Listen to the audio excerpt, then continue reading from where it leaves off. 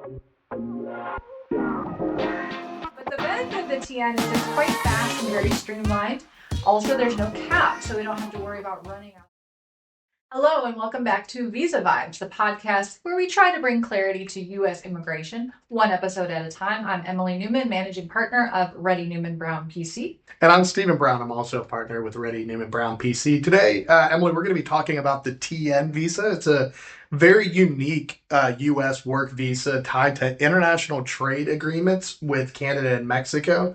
And we're going to break down some history, who qualifies, how to apply, what makes it good and powerful, and at the same time, a little tricky. All right, so what is a TN visa? It was created under NAFTA, the North American Free Trade Agreement, back in 1994.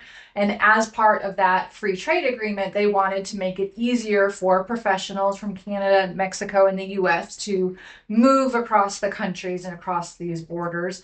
So there are specific provisions for US immigration that allows people to come from Canada or Mexico into the US. Yeah, and it's actually, allows for U.S. workers to go to Canada and Mexico under it as well. And, the TN visa was treaty NAFTA, but in 2020, the first Trump administration redid NAFTA and came up with the United States Mexico Canada Agreement, USMCA.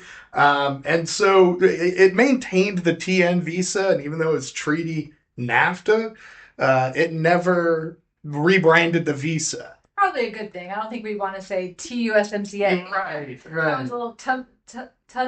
I don't know how you would say that. So we'll stick with TN. But the benefit of the TN is it's quite fast and very streamlined. Also, there's no cap, so we don't have to worry about running out of these visas. There's no lottery because there's no cap. There's no prevailing wage requirement, so it's not like an H-1B where we have to get an LCA, labor condition application. But they still need to be paid a professional level wage. These are meant to be professional positions. They still have to meet the requirements of the Fair Labor Standards Act and everything HR and employment law related in the US. But another big benefit is for people who are not in the US, they don't need to file anything with USCIS, which tends to bog things down and make things slower and increase processing times and fees and all of that. But it is very narrow in scope, very rule bound, and we're going to get into all of those tricks and things to do with it next. Yeah, so it is nice, not having all those extra fees and everything. But like, how do I apply? Who can qualify? Do I just say Emily's Canadian or what? Yeah, so number one, it only applies to Canadian or Mexican citizens. If you are a permanent resident of Canada or Mexico, you do not qualify. Yeah, and it's not just residing there either. Again, it's citizen of those countries. And then not only that, but the job that is offered has to be in the USMCA Appendix 2, which has about 60 jobs, professional occupations that are listed. And most require a bachelor's degree. There's some that don't, but I think like all but two off the top of my head require a bachelor's degree or a similar type of education. And to that end, Emily, what are some common TN occupations? Yeah, so engineer is definitely a common one. Accountant, architect, computer systems analyst. One of the kind of niche areas is management consultant. We're going to talk about that one later. That one's a fun one. And then scientific technician or technologist, also a fun one. Registered nurse, there's a whole list of allied health professionals that qualify. Professor at the university level, pharmacist, lawyers. I always hear like, hey, we're never going to, have to compete with foreign nationals. I guess the USMCA. Yeah, we've got all these Canadian Mexican lawyers just competing with us, I guess. So, it's when you look at Appendix 2 of the USMCA, it's kind of charted out and it's in the regulations as well of what the professions are and then how does one qualify for those professions. But really, what you also have to do when you're putting together, when we as lawyers are putting together a TN package is ensuring that the job duties align. I don't want to just take somebody and say they're an underwater basket weaving engineer, just by throwing engineer on there. I'm going to put them under the engineering category. They're not an engineer, they're an underwater basket weaver. And so, job titles for my clients, I list the actual job title and then which occupation it aligns with kind of together. So, for example, a support letter might look like we, ABC Inc., are writing to request the admission of John Doe into the United States in the TN professional classification of engineer for the position of principal process safety engineer. Because look, most businesses aren't just going to hire engineer. They're going to have that title or that specific type of engineer, but you have to link it to kind of the TN umbrella, is how I always tell clients to think about it. Yeah, that list is basically the occupations, but there are obviously multiple jobs within those occupations that still qualify. So we always like to give the actual job title that the employer is going to use because that's what's going to be on the employee's business cards. It's going to be in their emails. And Right. we know the board or CBP does look at phones and that is what your emails say. And if you've got a different job title on your email signature line, they might question what job you're actually doing. So let me ask you, Emily, are these all, I mean, pretty simple? I mean, it sounds like I just kind of link it up, put together these letters, what red flags do we see with some of these occupations? Yeah, so TN is certainly simple in immigration terms, relatively speaking, to a lot of the other visa categories, but there are some wonky things. Of course. One of them is software engineer. So we mentioned that engineers is one of the occupation categories, but software engineers, are they engineers? Historically, USCIS and CBP would say kind of Maybe. yes, as long as that software engineer has a degree in software engineering. So you have to have an engineering degree in order to fit the engineer category of the TN. So for years and years, we were able to get TN software engineers as long as they had a software engineer degree until June 4th, 2025, just recently. There was an update to the USCIS policy manual. Now, does that specifically impact CBP and the consulates? Maybe not, but they're probably all aligned in how they're going to be. They're going to go hand in hand. So it kind of tightens it up and basically says an engineer may not fill computer related jobs unless he or she has credentials in a bona fide engineering specialty offering full engineering credentials, such as professional engineering licenses. So it kind of makes it sound like unless you can get a PE license to be whatever kind of engineer you're trying to be, you can't be an engineer under the TN. Yeah, and I've been around a lot of engineers here in Houston. A lot of different engineers. I've never heard of a PE for software engineers. Maybe I'm wrong, but I've never heard of it. It's more in that, mechanical or industrial or aerospace or petroleum engineering type. Another red flag we see a lot is management consultant. This is one of those that doesn't necessarily require a bachelor's degree if you've got the right experience. But this doesn't isn't very well defined, and people think it's different than it is. When we talk about management consultants, we're not talking about IT consultants or engineering consultants. We're talking about consultants, management level consultants where they're coming in to provide advisory expertise. They're not doers, they are giving that advice on how to better operate your business. These, even though TNs can be up to 3 years, I've never seen a management consultant get more than 1 year at CBP or the consulate or, with CIS because consulting, the business of consulting and management consulting is cyclical and it's yearly, it's monthly, it's not 3 year work environments. And so documentation has to be very airtight. People tend to think, oh, I'm a consultant, so I'm going to use this. And it's not that way. What about scientific technician? That's another one where you don't necessarily need a bachelor's degree. Yeah, and so because of that, it's kind of one of those catch-all categories I think that people try to use.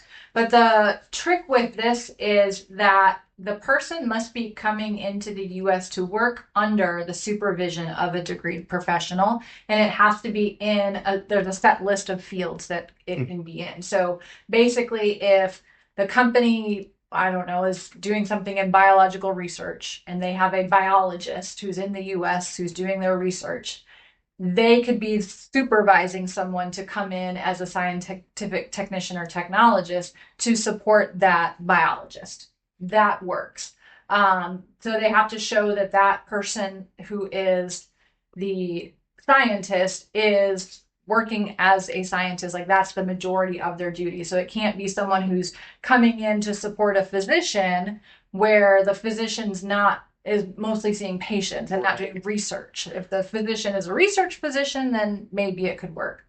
And then they have to show that they've gained theoretical knowledge in their specific field. Usually that's through 2 years of some sort of education, training, certification program.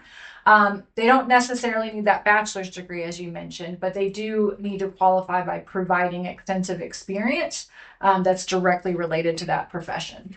Yeah, and this is one, over the years, we kind of see adjudication trends coming in through consultations or kind of our network. And you can't really use this as kind of a sub engineering type role, where if I'm going to say I'm going to go work on Wi Fi network and I'm going to be a technologist because I don't have a degree, I've just got all this experience. No, you've got to be working for one of these enumerated type positions.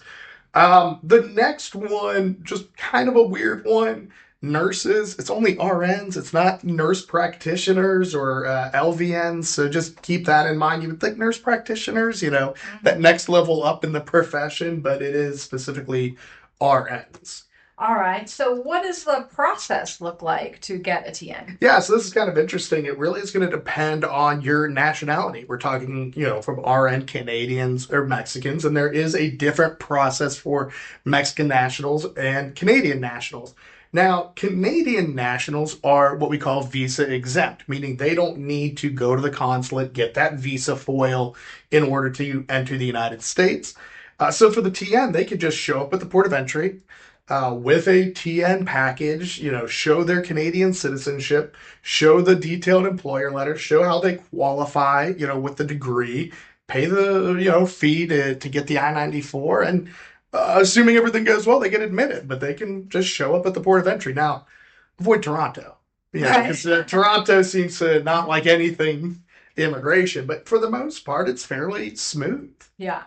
Now, if you are a Mexican citizen, because Mexicans do require visas, that means you're going to be applying at the consulate in Mexico. So you're submitting that DS-160 visa application online, paying the visa application fee, scheduling an interview appointment, bringing to the interview all those same documents. So proof that you are a Mexican citizen, i.e. your passport, proof of your education background. And for Canadians, I want to mention, they want to see original degree certificates. So sometimes you need to get that certificate off the wall and bring it with you to the airport to get Ridiculous.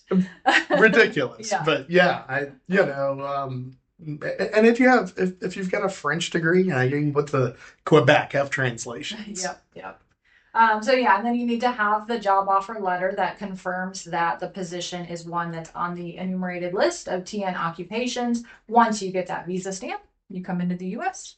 Yeah, so once you're approved, you enter in. But Emily, I'm in the U.S. I want to change jobs or I want to extend. I mean, this sounds great, but I don't want to go travel. Can I apply through USCIS? Yeah, so if you are already in the US, you do have the option of instead of traveling to Canada or going to the consulate in Mexico, filing an I-129 petition with USCIS. Now, we've mentioned the I-129 petition in a lot of our podcasts because it is the main petition that companies file for a very large number of work visas. TN can be one of them. So the company files this petition with proof of your citizenship, with the education documents, an employer letter explaining what the job duties are. It is more expensive usually than the travel because you've got to pay filing fees now, and those filing fees can range a couple $1,000s. And then the other thing to be aware of is TNs are not portable, meaning that if I change my TN from one company to another by filing an I-129 petition, just filing the I-129 is not enough for me to start work for the new employer. There are other visa categories that do allow that. The TN does not, which means most people, when filing with USCIS, have to file in premium processing to get the approval in a quick amount of time to actually join the company. So that can add another almost $3,000 Yeah, to the cost. definitely expensive. Now, one of the things we talk about quite a bit when we talk about these non-immigrant visas, these temporary work or study visas, is non-immigrant intent and can I get a green card through this? So can I get a green card through my TN? Maybe. Uh-oh. So that's always the short lawyer answer. So the TN is not a dual intent visa. You have to maintain your non-immigrant intent when you are applying for a TN.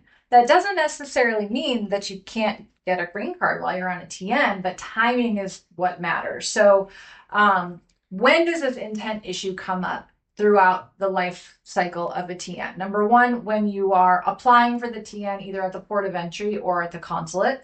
Number two, when you're entering the US on a TN. And number three, when you are applying with USCIS to extend your TN. So at each of those specific moments in time, you've got to convince the adjudicator that you have non-immigrant intent. What does that look like? You have to convince them that you're only planning to come to the US temporarily, no more than 3 years. That you intend to leave at the end of your visa period, and that you have a residence abroad that you do not intend to abandon. So let's say at the consulate you were able to successfully get the visa because you have your non-immigrant intent. You enter the US, you have that non-immigrant intent. You've now got a 3-year TN, and you're not planning on traveling anytime soon. Now you maybe can change your intent and say, you know what, I do want to stay here permanently. My company likes me so much, they want to sponsor me for the green card. And if you can complete the 3 steps, usually 3 steps, sometimes 2 steps of the green card process within that 3-year period. It's getting trickier with perm. you can do that, and it does not. So yes, you can still receive your green card, but as you mentioned, like processing times, when we have backlogs, even for rest of world EB2, EB3, to where it's a little more difficult. But then you just have to time it right so you can start the labor certification process. And while that's going on, you can still travel in and out, you can still extend. Then once it's time to file the I-140, that's when you need to kind of stay put and have your 3-year TN in place. So from the I-140, if you can do everything else within 3 years, you can usually get the green card, but you have to avoid travel. Yeah, in that situation. I think it's interesting you mentioned about the perm process versus I-140. I just had a consultation on this right before we filmed about, hey, I went through the perm process, but my company's not filing the I-140 now for whatever reason. Can I apply for something else? And no, I mean, yes, the perm is not an immigrant visa. And when you do the DS-160, the I-539, all this, it's going to, almost every form that I know asks, have you previously had an immigrant visa petition on your behalf? The perm is not the immigrant visa petition, the I-140, the I-130, the 526, those are. So good distinction here. The issue we see a lot of with TN, and you mentioned, is the backlog. And we know the backlog is exceedingly bad for Indian nationals. It's bad for Chinese nationals, but it's backlogged for rest of world too. I think 2023 for rest of world for EB2 and EB3.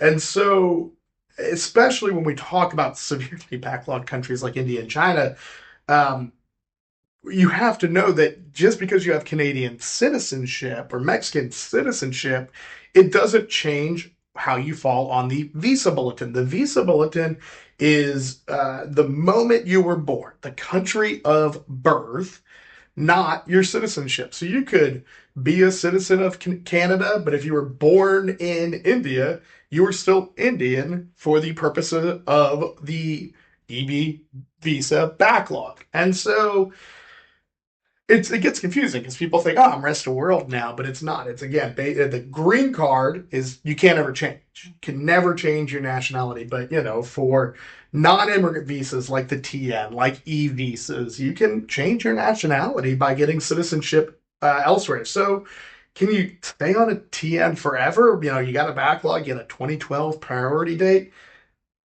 Maybe. Yes, but it gets risky. You're going to continue to have to show that non-immigrant intent, that residence abroad. And, Maybe you've got an I-140 and now you're petitioning and saying, I want to be a lawful permanent resident. I want to immigrant, be an immigrant permanently. It's going to make it trickier. Each time you apply, each time you travel, each time you do anything. So you might want to switch to a visa category that allows that immigrant intent, that dual intent, like the H1 or the L1. And this conversation we have often, especially someone who company wants to sponsor them, they're on TN. Well, great. We can extend the TN and then, do the lottery, and, hopefully get selected the first time, but we might have to run it a couple times. Yeah, so how about the duration of TNs? Like, how long can you get a TN for? How many times can you extend it? Is there a 6 year limit like H1Bs or 5 or 7 like Ls? No, there isn't. So the TN status can be up to 3 years at a time. Like I said earlier, when we're talking about like management consultant, they're always gonna. I've never seen one beyond 1 year at a time, but up to 3 years, and there is no limit on how many times you can extend it. You could do it 100 times, 300 years if you wanted to. But But every time you're extending, every time you're traveling, you have to be able to convince the officer or whoever's adjudicating that you have that non immigrant intent. So extending many, many times brings that extra scrutiny. We often see people who've been on TN for about 6 years. When they go for that next extension, we start seeing requests for evidence asking for proof that you've got that residence abroad and your intent comes up. so, Emily, I thought it'd be kind of interesting to compare. I think the three most common work non-immigrant visas are TN, H-1B, L-1s. When we talk about Ps, we're talking about athletes, O's, extraordinary ability, E's, treaty outside of the E3. We're talking about treaty-based investors or traders. So let's do a little comparison, TN, H-1B, and L-1. Yeah, each one definitely has its own advantages and also has its own limitations, depending on the applicant's background, depending on their country of birth, their country of citizenship, depending on the company and the company's relationship with that employee, and the goals of the company and the employee, kind of long term. So let's start with citizenship. TN is only for Canadian and Mexican citizens under the USMCA treaty.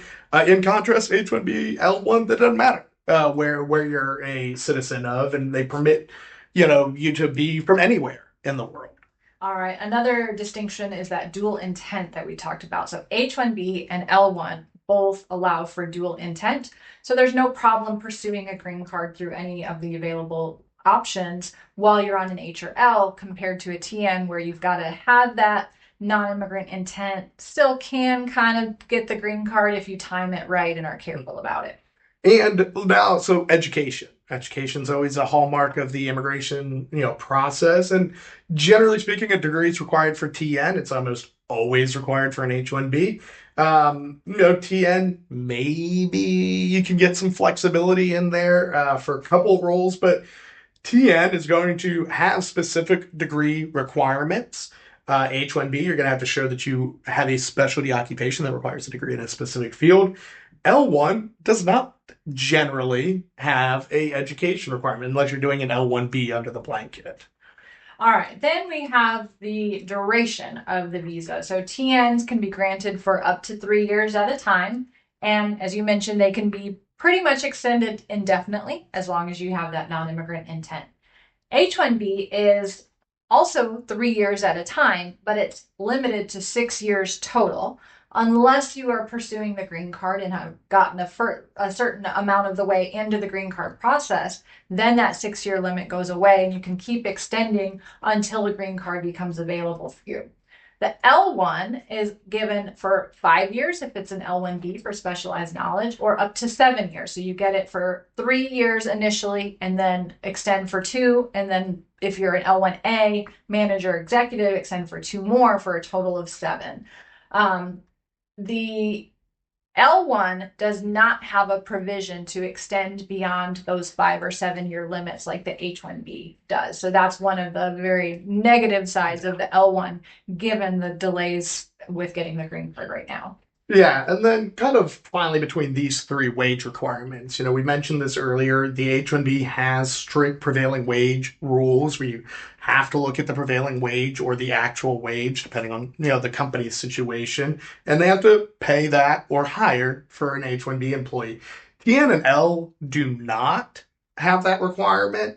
There is more flexibility, but I always tell my clients, like, they're still professionals. They're still coming in, and it just don't invite scrutiny by completely underpaying. And most of my clients, they do. They look still towards that publicly available data to kind of get some guidance on it. All right. Let's look a little closer at the TN versus the L1 because there are even more Mhm. benefits and pros and cons for those, especially when companies have operations in both the US and abroad. So if I'm a multinational company, I might have both options. Yeah, and this conversation you and I have all the time is this immigration planning with a company. Which way are we going to do things? And let's again start with nationality. Again, TN, Canadian, Mexican nationals.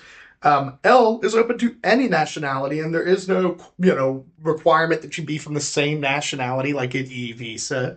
But what we have to show is a qualifying relationship between the U.S. and the foreign entity. We're talking about affiliates. We're talking about, subsidiaries. We're talking about what a branch. So there has to be this qualifying relationship between the U.S. and the foreign entity. It can't just be, now I'm going to call this, my sister company. And speaking of the relationship, there also has to be a relationship between the employee and the company if you are applying for an L1. So for a TN, the employee does not have to have any kind of pre-existing relationship with the company. The US entity can hire that person Mhm. regardless of where they've worked in the past, as long as they are in one of the TN occupations. The L1, there has to be a pre-existing employment between the company in Canada or Mexico and the Canadian or Mexican employee, or if they're from whatever nationality they happen to be Right. from. But they had to have worked for that company abroad for at least one full year out of the last 3 years before they can come into the US to work for that other company of this, other entity of the same company. Yeah, and then you mentioned just because the TN is specifically for Canadian and Mexican nationals doesn't mean you can't use an L1 for someone who is a Canadian citizen or a Mexican citizen. We see it quite a bit with these intercompany transferees. Let's talk about the job requirements. So TN again has to be the role has to be on the specific appendix 2 of the USMCA. Has engineers, accountants, scientific technicians, whatever it is, it's specific limited. You can only pick from there. L1s can be broader. You can be anything. But you have to fit whether it's an L1A or an L1B, and the consulates and USCIS are very stringent about executive and managerial capacity when we're talking about L1A, and that specialized knowledge role for L1B. So it is very stringent on that, but it does give more flexibility where I have somebody who doesn't fit a TN occupation, but they have a lot of knowledge of what we do. Maybe an L1B is a better route. Yeah. Another big difference again is that intent issue, the immigrant intent. Again, the TN does not allow for immigrant intent. It's not a dual intent visa. The L1 is, which means if green card is your long-term option, an L1 might be a better choice, specifically an L1A. Why is that? Why would Yeah. you want to So, pursue that? if you come in on an L1A, and we're not talking about a new office L1, we're talking about an established business that's been around for more than a year. There is that twin sister green card, EB1C, and it's current for rest of the world. So, if you are born in Mexico or Canada, you can immediately file. It's backlogged for India and China, but not terribly, but that you could go right into that path of EB1C, even if you are an Indian national. You come in on L1A, you secure your, file for your I-140, lock in your priority date. That way you can adjust, sometime hopefully before that 7 years. But TN, it's possible, but we've talked about this. Timing is going to be key. And you might have to switch to another category like an H, like an L, to make sure you're able to secure that green card down the road if that's your goal. So, bottom line, TN is faster generally, it's more flexible, especially if you're a Canadian or Mexican citizen and in those less listed professions. But the L1 can be better long term strategy when the green card is the ultimate goal.